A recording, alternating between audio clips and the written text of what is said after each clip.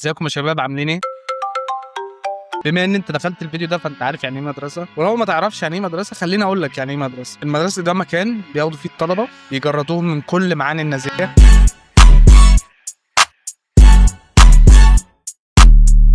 اللي خلاني اعمل الفيديو ده بعد الجوك اللي في الاول ان احنا في الموسم بقى، الموسم بتاع العياط والحاجات الحاجات الجميله دي. والله العظيم انا اما انا بصراحه، لا انا بعيط بصراحه.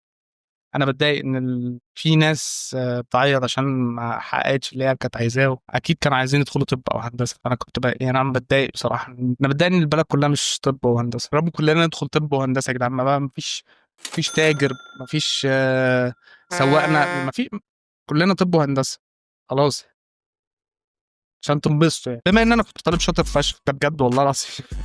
انت ايه يا اسطى؟ والله بكلمك جد، انا كنت شاطر. انت مش مصدق ان انا كنت طالب شاطر صح؟ الصراحة يعني كنت شاطر في تانية ثانوي قوي بصراحة. يعني في تانية ثانوي دي ما كنتش قوي بصراحة، بس والله بجد أنا كنت شاطر فعلا في كل حاجة.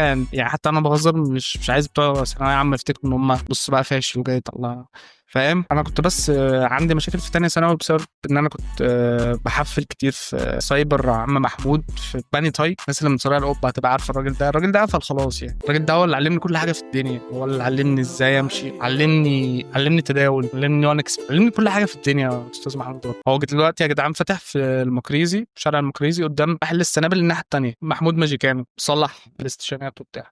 هو كان عمل في تانية ثانوي كان عمل عرض جبار الصراحه. كان عامل ساعه البلاي ستيشن 4 كانت ب 5 جنيه تقريبا او ب 10 جنيه، او اللي هو اقل سعر موجود، اقل رقم ممكن تدفعه في الدنيا في اي حاجه. فهو ده اللي خلاني بصراحه ما كنتش شاطر في تانية ثانوي. المهم ان انا كنت طالب شاطر فشخ في كل المواد، الماس، الفيزيكس، الكيمستري، كنت شاطر فيهم كلهم. انا كنت في مدرسه حكومه عادي في الطبر الروكسي.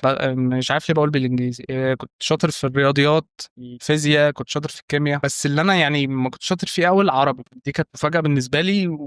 بس بعد كده فهمت ان احنا مصريين مش عرب، فطبيعي ان انا اكون مش شاطر في العربي قوي. زائد ان انا كنت باخد درس مع رضا الفاروق، وكان عندي مشكله شخصيه مع الاستاف بتاع التوحيد والنور اللي كان شغال معايا ده. يعني انا كان كل يوم كنت اروح هناك اتخانق معاهم واطرد من الحصه وامشي. هو ما كانش في ساعتها اصلا مدرسين عربي مشهورين غير رضا الفاروق. دي كان ايام ما كان السناتر ترند بقى وبتاع، لسه طالعه جديد، فاهم؟ كانش في الا رضا الفاروق مشهور ومحمد عبد المعبود ده اللي هو بتاع البن بتاع الفيزياء. بس انا مش عايز الحلقه تتمحور حوالين تجربتي في الثانويه العامه. انا لازم اعمل فيديو كامل لوحده عن القصه دي. انما الفيديو ده عن الثانويه العامه عموما. المهم الثانويه العامه دي المفروض ان انت بتدرس، لو انت مش مصري انت بتدرس لمده سنه عشان تجيب مجموع، والمجموع ده يوفر لك مكان في الكليه اللي انت عاوزها. فبتقعد تذاكر من اول شهر 8 لحد شهر 7، وتلاقي اهلك مهتمين فشخ ان هم يدخلوك كليه قمه. هم عاوزين لك الخير وكل حاجه، وعايزينك تبقى احسن حد في الدنيا. بس يعني انا مش فاهم، طب وهندسه مش اكتر شغلانات بتجيب فلوس؟ يعني ده اولا. ثانيا ليه كل الاهالي عاوزين البلد كلها تشتغل 3 شغلانات؟ يعني بحس ان هم عملوا اجتماع سري كده زي الماسونيه، واتفقوا ان هم عايزين يبوظوا البلد، فنخلي البلد كلها دكاتره ومهندسين بس، فاهم؟ في الاخر البلد بتبوظ فعلا وخطتهم بتنجح، بس عشان كلنا في الاخر بندخل تجاره. بس اللي انا عايز افهمه يعني ليه دكتور او مهندس؟ يعني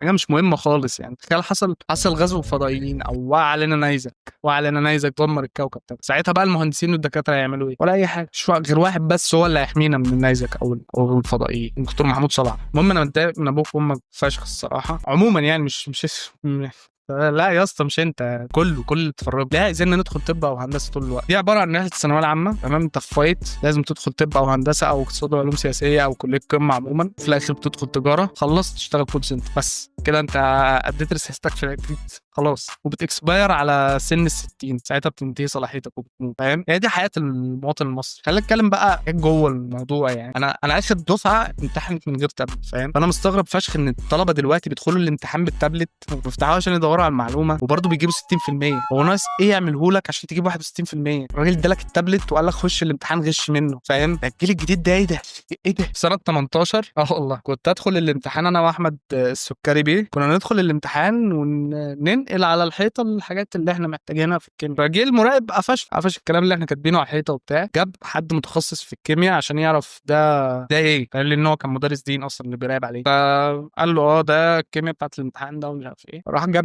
نقاش في نص اللجنه عشان يدهن الحيطه. بس يعني الحمد لله كنا نقلنا كل حاجه خلاص في الورقه، واللي هو عمله ده على الفاضي اصلا. يعني هو عمل تجديد للفصل وخلاص واحنا قاعدين. وانا ساعتها الحمد لله يعني انا واحمد السكري جبنا نص الدرجه في يعني بعد الغش وكل ده احنا جبنا نص الدرجه. انت فاهم؟ عامل زي طلبه ثانويه بتوع الجيل الجديد دول. لما اكبر والاقي حد مولود، او مش لما اكبر، يعني تخيل لو قابلت حد مولود النهارده، يعني هو يا ويله يا سواد ليله بجد معايا، هيشوف ايام سودا. بقول كل حاجه بيعملها غلط. انت فاهم؟ لان انا فعلا منتظر بفارغ الصبر ان انا ابقى راجل مسن عشان نحطن على كل الناس. المهم نرجع لموضوعنا تاني ونروح لاهم جزء في رحله الثانويه العامه، وهو المدرسين. احنا المدرسين على ايامنا كان هو مدرس 5 6 طلاب في بيت واحد صاحبنا بيشرح الحصه، خلصت كده. مش عارف ايه اللي بيحصل دلوقتي. يعني ترند السناتر ده كانت اخر حاجه عندنا حلو، بس دلوقتي بقى في اونلاين حصص اونلاين، في اسمه ايه سنتر مليان طلبه. ده يكرف.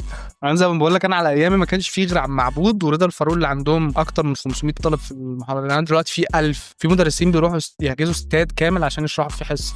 هو بيشرح حصه السوبر بول. يعني تخيل المدرس بقى ايه بين البريك بقى يجيب لهم ويجز يغني، وقبل الحصه يجيب لهم مروان بابلو يغني برضه في اخر المحاضره، يخلي الاثنين يتخانقوا مع بعض. لكن دلوقتي الدنيا اتغيرت. احنا كان زمان ناخد حصه حصتين في السنتر نلاقي ان فعلا ما فيش امل نكمل حياتنا في البيت عادي. دلوقتي بقى العادي ان انت تاخد حصص في السنتر. ودلوقتي بقى المدرس كمان يطلع يعمل تيك توك. المدرسين انا بحسهم اكتر ناس مستغلين دلوقتي. يعني بحس المدرس دلوقتي مستغل فشخ بجد. هو دلوقتي يدخل الحصه يشرح الدرس، انت فاهم، يروح ياخد ال 100 مليون وهو ماشي وبس. مش مهتم بقى انت فهمت ما فهمتش خلاص. يقعد بقى يستغل اللي عندك على تيك توك ويقعد يقول لك انت قدها وبتاع، ويعاملك اكنك معاق ومش عارف ايه عشان يزود الريتش والتفاعل عنه على الصفحه. يقعد يقول لك اهم حاجه عندي انك تنجح، وان انت يا رب كلكم تبقوا اوائل وبتاع. فاهم؟ جرب انت بس تروح مره واحده لمدرس من دول من غير ما تدفع فلوس الحصه، يطردك في اقرب سله زباله. انت فاهم؟ استحاله تدخل الحصه من غير ما تدفع 200 جنيه كل حصه. انا مش عارف تدفعوا كام الصراحه. كل اللي فات ده حاجه، واللي فعلا انا عندي مشكله فيه فيديوهات التيك توك بتاع المدرسين. والله بجد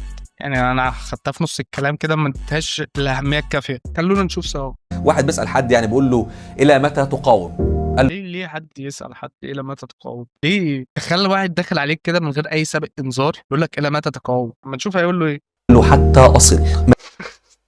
قول له حتى اصل. يعني يا دوب اوصل ساعتها كده بصراحه. بعد كده ما بقدرش استحمل، مش هقدر اقاوم. يعني هو بقول كلام بيزك فشخ. يعني ان هو المفروض ان انت تقاوم الظروف اللي موجوده حاليا، تقعد تذاكر بس. يعني هو لو قال كده انت هتفهم اكتر. انما الشغل اللي هيبقى قطب اللي هو عمله في الاول ده يعني ما ضافش للموضوع اي حاجه. بالله عليك اوعى تستسلم، بالله عليك اوعى تستسلمي، اوعوا تستسلموا بعد ما قطعتوا كل الشوط ده، اوعوا تستسلموا بعد ما هي دي بقى الفيديوهات اللي بتخلي الواحد عاوز يقطع الكتب. لا يقطعها يحرق ميتين ابوها. وفجاه تحس ان الكلام موجه ليك. فجاه كده تحس ان الدكتور بيكلمك انت شخصيا وانت نايم على بطنك في السرير كده. تحس الكلام بيقوله لك انت جواك اللي انت ينفع تتعلم العلم، اذا يبقى انت مش هينفع تتعلم. ميك سنس بصراحه. لو انت مش حاسس ان انت مش هتتعلم العلوم فانت مش هتتعلم العلوم. اتفق على ان هو قصده ان احنا لو مش من جوانا مصدقين ان احنا هنبقى دكاتره ومهندسين او هنجيب مجموعه احلامنا، فاحنا مش هنجيب مجموعه احلام حتى لو ذاكرنا. انت فاهم؟ هو ده كلام، ده قصده. انا بحسهم بيحاولوا يقولوا اكتر حاجه ملهاش علاقه بالموضوع عشان يقول لك حاجه بسيطه فشخ. لو ما كان ممكن يقول لك يا اسطى لازم تمسك في نفسك عشان ثقتك في نفسك تخليك تجيب المجموع اللي انت عايزه بس. فاهم؟ كان هو لازم يقول لك بقى عوم واولمبياد قطر 2002. ايام ما كنت في ثالثه ثانوي زيك. ايام ما كنت في ثالثه ثانوي ايه؟ شكلك خارج من ثالثه ثانوي بقالك كام شهر. النجوم مرصوصة كده رصة قباها. كل دول طلبة هيجيبوا 60%. كل دول هيدخلوا تجارة. كل دول هيدخلوا تجارة. الفيديو ده ده السنة دي. يعني لو في حد بيتفرج يا رب اللي بيتفرج عليا بس هو اللي هيدخل. طب غير كده الباقيين يدخلوا تجارة بقى ايه قرف والحاجات اللي يعني. ما اللي يتفرج عليا يدخل طب وهندسة بس. يا رب اللي بيتفرج عليا يدخل طب وهندسة. انما اللي بيتفرجش عليا يا رب اللي يفعل زرار الاشعارات يدخل الجنة ويدخل هندسة بترول ويمسك بترول الكويت، اشتغل مهندس بترول في الكويت. شوف بقى انت هتعمل فلوس اكتر من ايلون ماسك لو انت عملت اشتراك عندي في القناه. تخيل. اغير مودك، اغير مودك، غير مودي يعني. غير مودي. انا بصراحه مبسوط فشخ. انا عاوزك تتخيل الساعه 1:30 بالليل، الساعه 2 1:30 2 بالليل، واحد سايق عربيه على الطريق السريع، وسايق العربيه وبص من بعيد لقى كمين قرب عليه، دخل على الكمين، هدى السرعه، جاله الضابط شك في امره، حسه سكران. في بعض الكمائن بيكون في جهاز للكشف عن تعاطي السائقين للكحولات والخمور. الجهاز ده يا جدعان بيتكون من ماده اسمها ماده السيليكا جل ومحطوط فيه طقم جل الشعر. مساء الخير. بعد اذنك غير مودي من غير هزار، بعد اذن حضرتك ما تستخفش دمك وانت بتغير لي مودي. مع الكلام ده كانه في جهاز بالونه. قال له امسك انفخ البالونه دي. قال له ليه؟ قال له انفخ البالونه دي. مسك الانبوبه ونفخ فيها، بص على البالونه اخضرت ليلته خضراء، لساني كرومات البوتاسيوم البرتقاليه. انا برضو لسه مودي ما اتغيرش، لسه مخنوق زي ما انا، انت فاهم، لسه برضو مجهز هقتل نفسي. الوقت اللي منافسينك فيه نايمين، قوم انت اشتغل، فضلوا السرير وانت فضلت تقوم وتصنع بطل، ربك عادل.